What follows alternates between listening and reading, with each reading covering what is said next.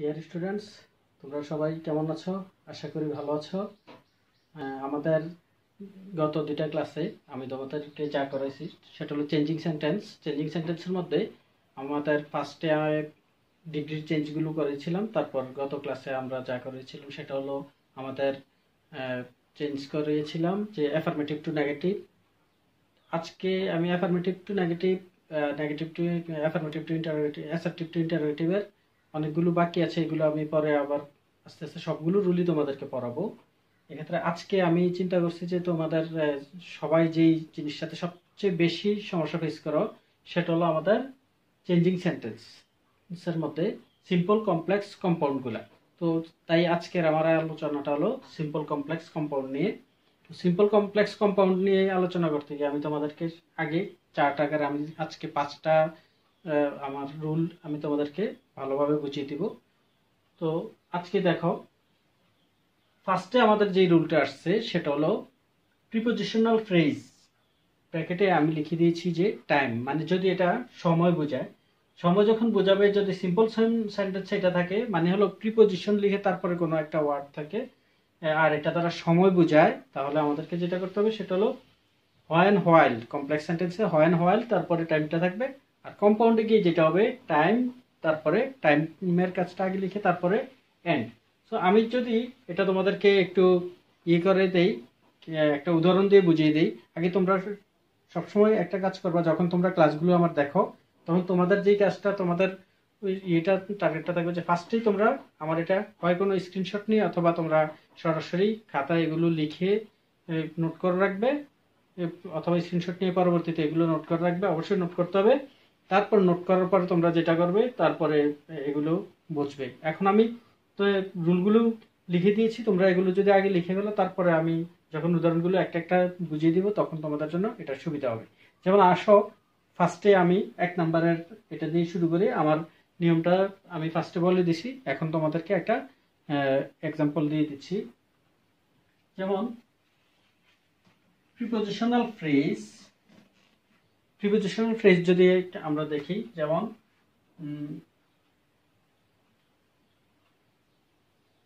I was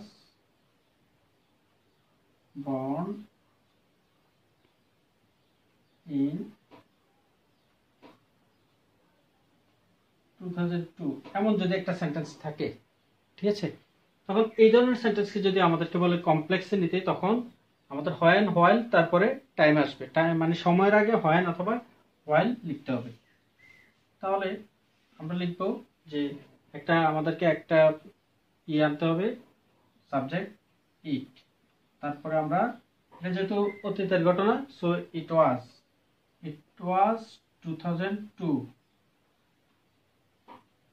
তারপর আমরা লিখবো হোয়েন, তারপরে I was born।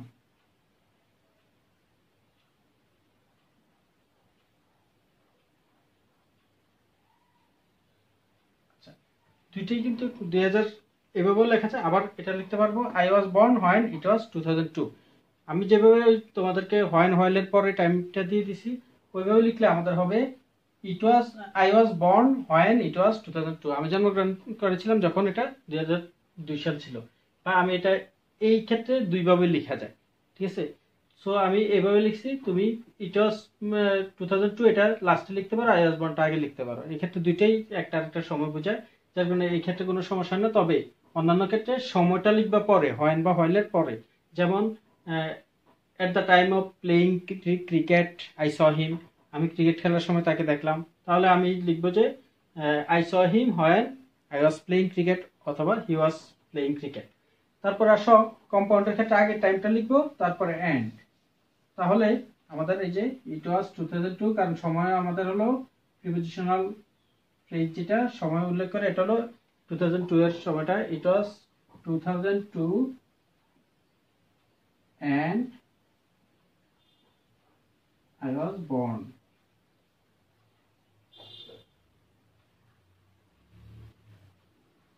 ঠিক আছে, তাহলে এটা হলো আমাদের যে আমরা ফার্স্টের যে রুলটা করছি এটা অনুযায়ী আমাদের একটা এক্সাম্পল আমরা দিয়ে দিলাম, ঠিক আছে। তারপরে আমাদের আসো এবার সেকেন্ড যেটা সেটা হলো যদি অ্যাডজেক্টিভ তারপর একটা নাউন থাকে, অ্যাডজেক্টিভের পরে যদি নাউন থাকে তখন আমাদের যেটা করতে হয় সেটা হলো এটা হু হুইচ দ্যাট লিখতে হয়, এইগুলা কনজাংশনগুলো ইউজ করতে হয়। তারপরে আমাদের এইগুলা রিলেটিভ প্রোনাউন, তারপরে আমরা যখন কম্পাউন্ডে নিব এন্ড প্লাস অ্যাডজেক্টিভ ক্লজটা আবার লিখতে হবে। যেমন আমরা যদি এটা লিখি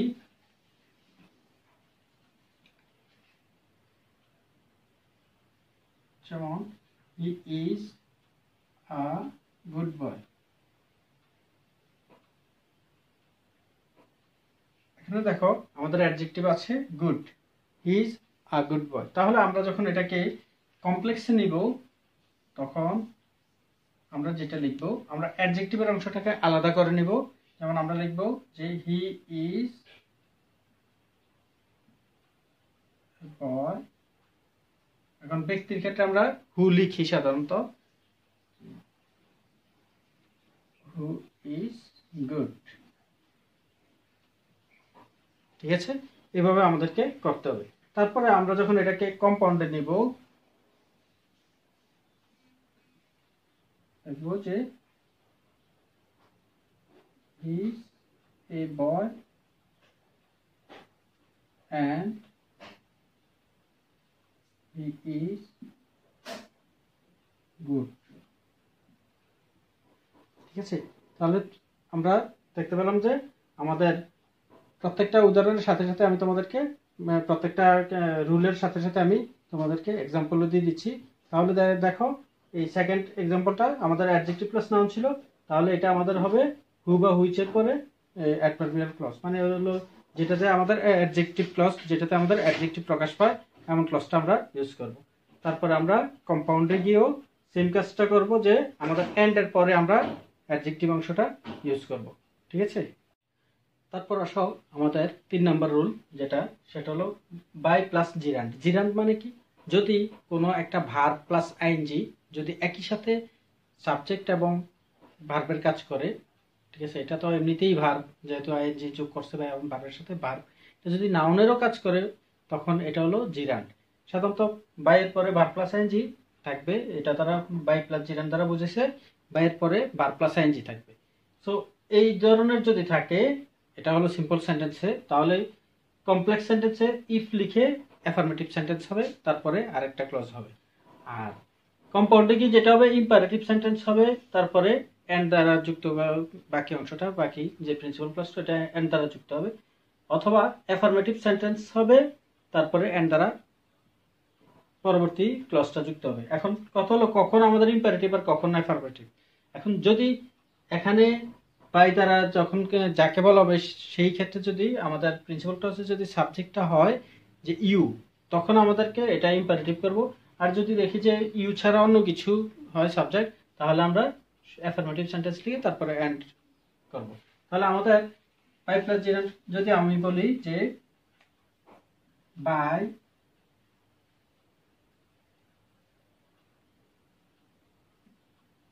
working hard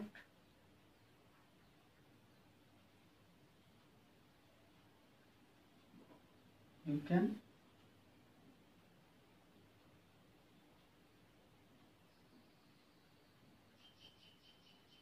succeed। সব আরেকটা জিনিস খেয়াল রাখো, তোমাদের অধিকাংশ যে জিনিসটা ভুল করো সেটা হলো সফল হওয়া ইংরেজি হলো সাকসিড, কিন্তু তোমরা অধিকাংশ জনেই ভাবো যে সাকসেস অর্থ সফল হওয়া। অনেকেই এই যে ব্যাপারটা জান না যে সাকসিড অর্থ সফল হওয়া, আর এটা প্রেজেন্ট ফর্ম, এটাকে যদি পাস্ট ফর্ম করতে হয় পাস্ট পার্টিসিপাল ফর্ম করতে হয়, আর এটা ইডি যোগ করতে হয়। সো এই জিনিসটা খেয়াল রাখো যে সাকসিড অর্থ হলো সফল হওয়া, সাকসিড। ঠিক আছে, তাহলে by working hard you can succeed, তাহলে কঠোর পরিশ্রমের মাধ্যমে তুমি সফল হতে পারো। যখন আমরা এটাকে করব, কমপ্লেক্স করব, তখন আমাদেরকে ইফ ইউজ করতে হবে। তার মানে হলো ইফ, তুমি সফল হতে হলে অবশ্যই তোমাকেই কাজ করতে হবে, যার কারণে ইফ ইউ ওয়ার্ক হার্ড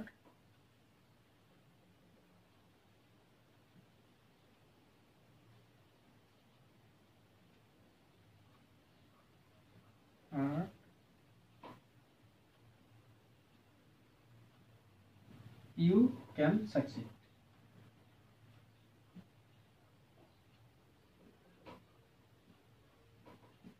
তাহলে আমাদের এখানে যেহেতু সাবজেক্ট ইউ, সো আমরা এখানে ইম্পারেটিভটা ইউজ করব।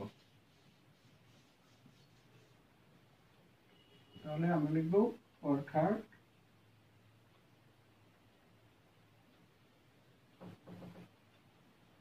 and you and succeed। ঠিক আছে, তাহলে আমরা দেখলাম যে by plus per plus ING থাকলে আমরা ইফ এর পরে অ্যাফার্মেটিভ, তারপরে আমাদের যে প্রিন্সিপাল ক্লজটা ছিল ওইটা আমরা লিখব। এখানে ইম্পারেটিভ সেন্টেন্স লিখছি, তারপর এন্ড লিখে তারপরে ওই প্রিন্সিপাল ক্লজটা। যদি এখানে তো by working hard he can succeed, যদি সাবজেক্টটা হি হয়ে যেত, তাহলে আমরা if he works hard S যুক্ত হবে হি ক্যান সাকসিড। এদিকে হি ওয়ার্কস হার্ড, এখানে হি লিখে এটা যেটা হবে এখানেও এটাই হবে, শুধু ইফটা থাকবে না, তাহলে শুধু আর কমার পরিবর্তে এন্ড যুক্ত হবে, তাহলে এটা কম্পাউন্ডে চলে যায়। তাহলে তারপরে আমাদের আসো যে 4 নাম্বার রুল, যেটা হলো উইদাউট প্লাস জিরো, মানে উইদাউটের পরে ভার প্লাস আইএনজি থাকে। তাহলে আমাদের যেমন উইদাউট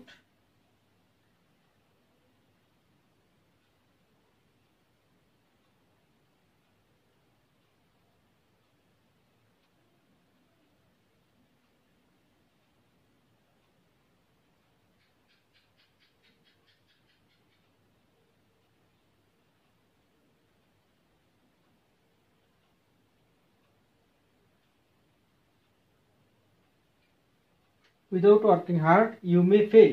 তাহলে এটা যখন আমাদের হবে তখন এটা হলো বলছে যে যদি কঠোর পরিশ্রম না করো তাহলে তুমি ব্যর্থ হতে পারো।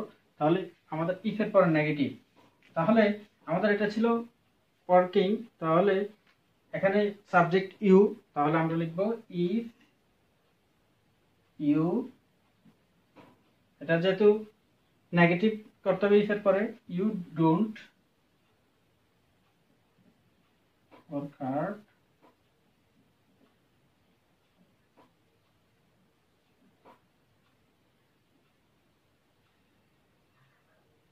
may fail।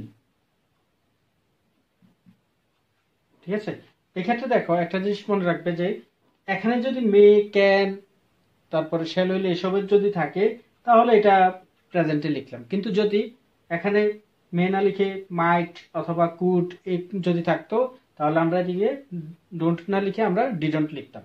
এই জিনিসটা খেয়াল রাখবা।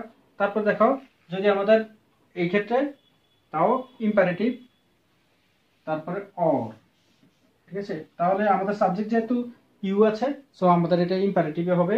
তাহলে work hard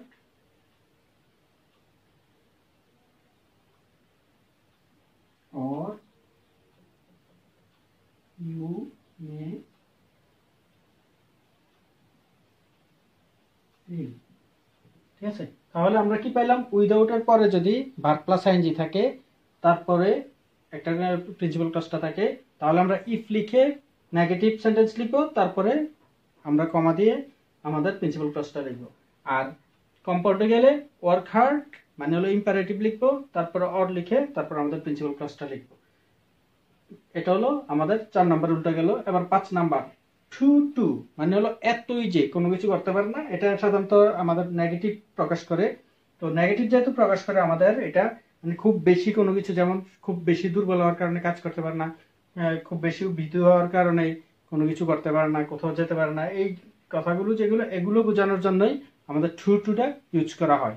তাহলে আমরা দেখি এটার উদাহরণ, যেমন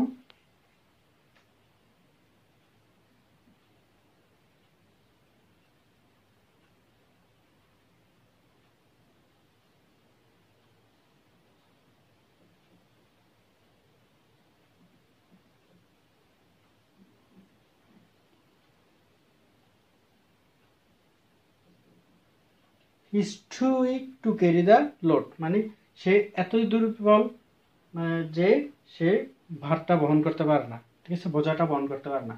তাহলে আমরা যখন এটা টু টু থাকলে আমরা জানি সো দ্যাট থাকে, তাহলে টু এর জায়গাতে সো হবে আর টু এর জায়গাতে দ্যাট হবে, তারপর সাবজেক্ট লিখতে হবে, কারণ এখানে আমাদের সাবজেক্ট একবার আমাদের কমপ্লেক্স আর কম্পাউন্ডে আমাদের সাবজেক্ট লিখতে হবে দুইবার। তাহলে আমাদের এখানে যেটা লিখতে হবে সেটা হলো he is so weak that, লিখে আবার সাবজেক্টটা দ্যাট হি, তারপরে যেহেতু পারে না তাহলে ক্যান নট, এখানে যেহেতু প্রেজেন্ট আছে সো আমরা ক্যান নট লিখবো। যদি পাস্ট থাকতো তাহলে আমরা কুড নট লিখতাম, he can not.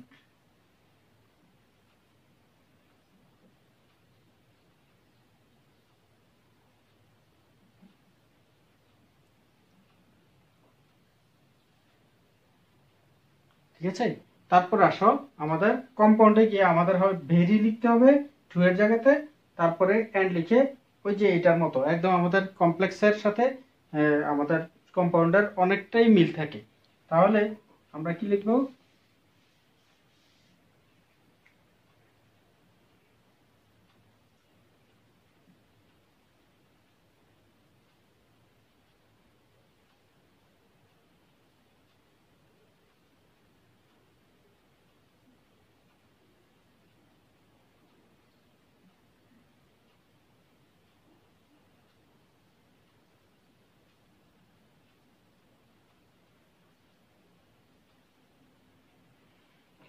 He is very weak and can not carry the load.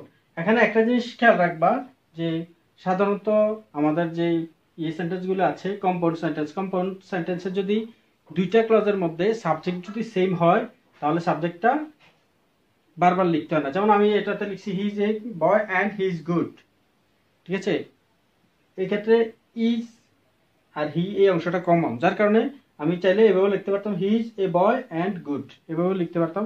তবে এটা এই ক্ষেত্রে আমার দুইটা ক্লজটাকে মানে ক্লিয়ারলি বোঝানোর জন্য আমি এদিকে লিখছি, কিন্তু আমার এই সেন্টেন্সগুলোতে আবার মানে যে শুধু সাবজেক্ট সেম হয় এই ক্ষেত্রে আমাদের একটা লিখলেই চলে। যেমন he is very weak and he can not carry the load, এই কথাটা আমি না লিখে আমি লিখছি যে he is very weak and can not carry the load.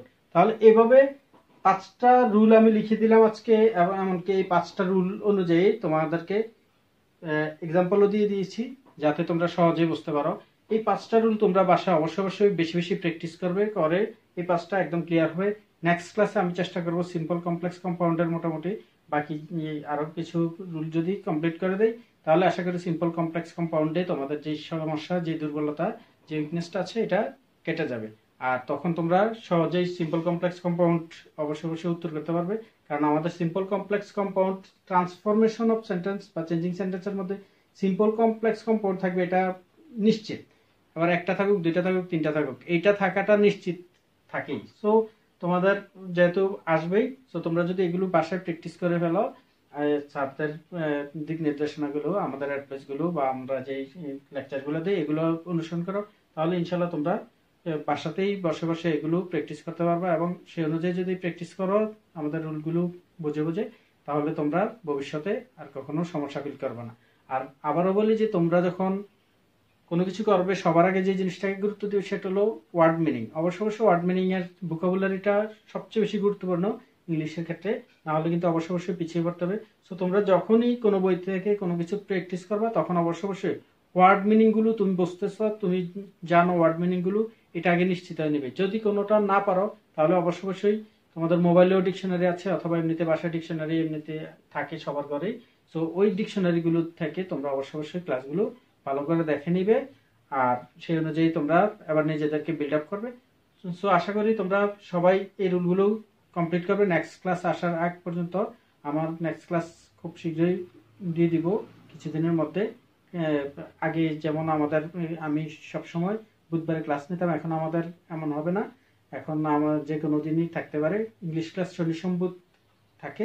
এখন কার ক্লাস থাকবে এটা ফিক্সড নাই যে শনিবারে এই স্যারেরই থাকবে, ওই ম্যাডামেরই থাকবে, এমন কোনো ফিক্সড এখন থাকবে না।